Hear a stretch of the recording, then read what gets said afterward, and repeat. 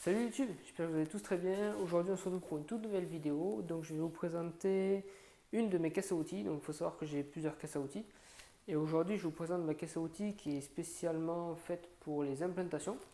Donc il faut savoir que dans mon métier de terrassier, de créateur d'espace extérieur, je suis constamment amené à tous les jours implanter sur mes chantiers, que ce soit des piscines implantées, des chemins, des parkings, des maisons quand on fait les fondations, des plateformes. On implante tout le temps. Donc de ce fait, j'ai décidé de me faire une caisse à outils spécialement pour ça. Pourquoi une caisse à outils pour ça? Tout simplement pour éviter de toujours avoir à prendre tout dans la même caisse à outils et d'avoir une caisse à outils qui est constamment lourde et qui peut nous épuiser facilement quand on a de la distance à faire à pied ou quoi.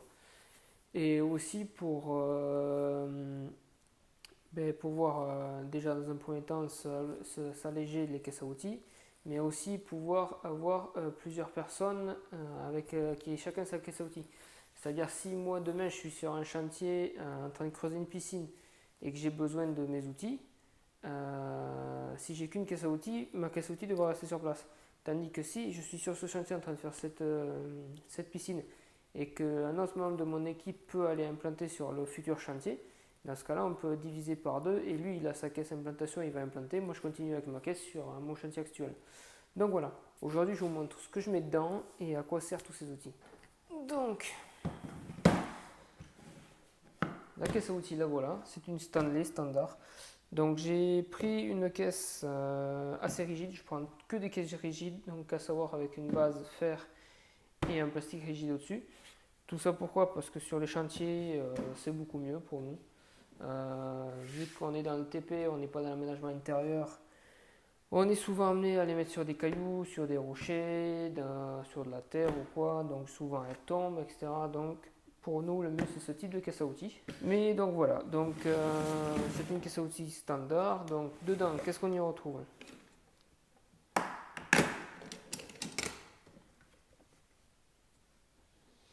Alors tout d'abord, tout ce qui est petit matériel, donc je prends souvent des aimants. Parce que vu qu'on travaille sur plan tout le temps, que ce soit moi qui fasse les plans, que ce soit les constructeurs qui fassent les plans, ou même des sous-traitants divers, moi je prends toujours des aimants parce que mes plans, je les accroche sur mon véhicule, que ce soit sur le camion, sur la pelle ou quoi, je les accroche, comme ça on les a directement en extérieur, ça évite qu'ils s'envolent et on peut travailler dessus, écrire, etc. Ensuite j'ai des marqueurs, crayons, stylos. Le marqueur nous sert principalement quand on a du cordeau, qu'on doit tracer sur le cordeau une distance ou même se marquer diverses choses sur un matériau. Le marqueur est bien, le feutre c'est pour pareil quand le marqueur ne marche pas, et le crayon c'est pour tracer sur les plans. Pourquoi on trace pas au stylo? Tout simplement pour pouvoir les effacer, pouvoir travailler dessus. Donc voilà ce qui est en petit traçage. Ensuite, j'ai aussi des serflex. Donc les serflex, ça nous sert à quoi? C'est généralement quand on fait des implantations, ça veut dire qu'on démarre le chantier. Et du coup, la personne qui démarre le chantier met automatiquement un panneau de l'entreprise sur le chantier pour montrer qui c'est qui travaille et pour nous faire un peu de pub, pour montrer qu'on est présent sur le secteur. Et du coup, les serflex, c'est justement pour attacher les panneaux, que ce soit sur des grillages, sur des bois qu'on met ou quoi. Donc, concernant mes implantations de piquets, alors j'utilise principalement deux types de piquets. C'est toujours des piquets fer, je n'utilise pas de bois. Tout ça pourquoi? Parce que le bois est vachement épais, il se casse et c'est très embêtant pour enfoncer ou quoi quand on tombe sur de la roche ou autre, de la terre dure ou des gravats.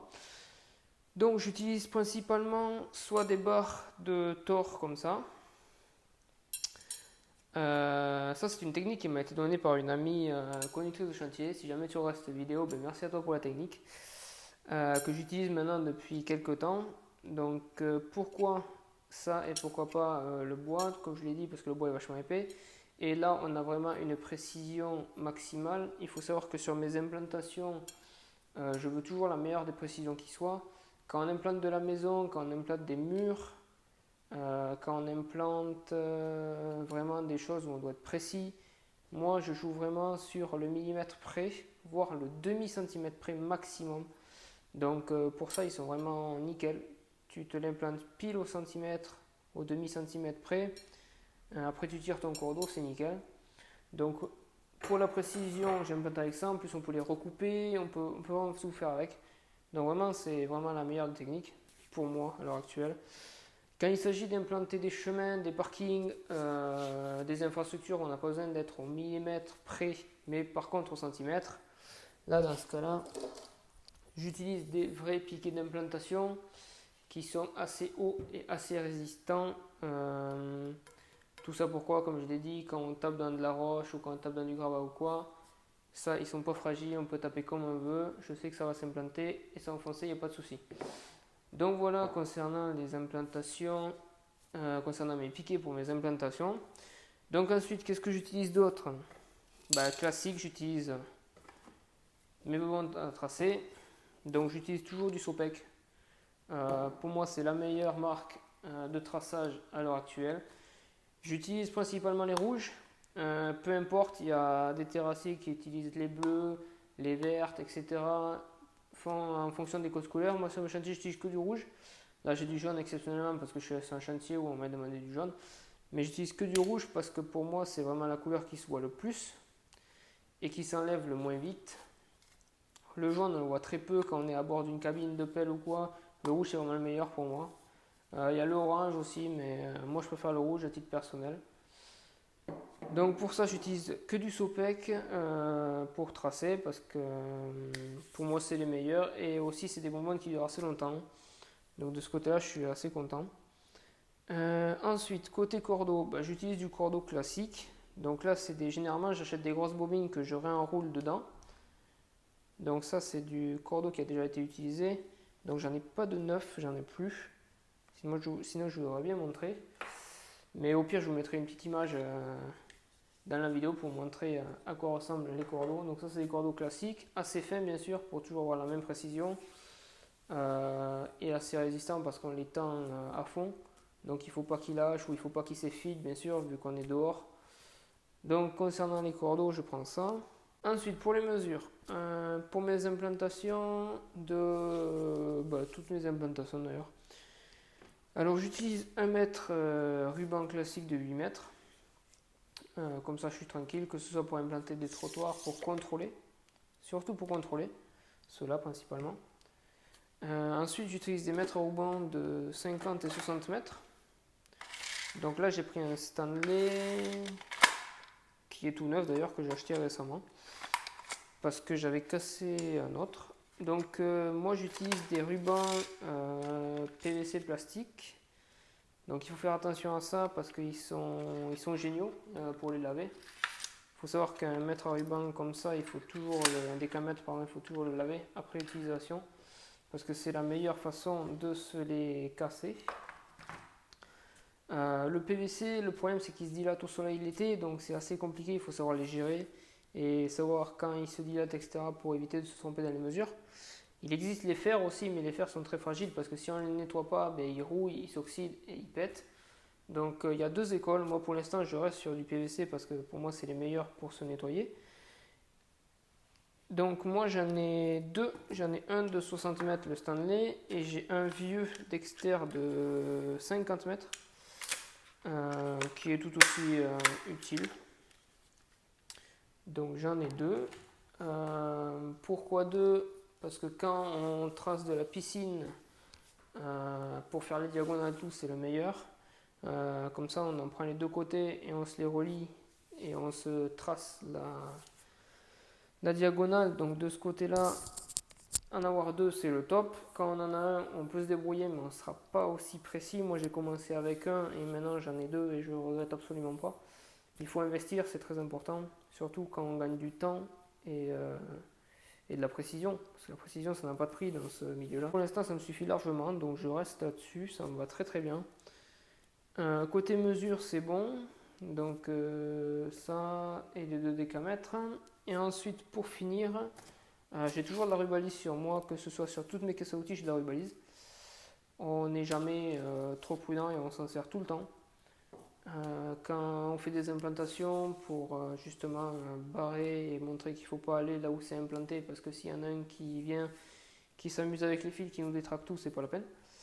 Donc que ce soit sur les implantations, j'utilise ça. Quand c'est sur la boîte terrassier, ben, j'utilise quand on fait des trous pour baliser l'emplacement et éviter qu'on nous que quelqu'un tombe dans le trou, quoi. Pour la sécurité, c'est super important.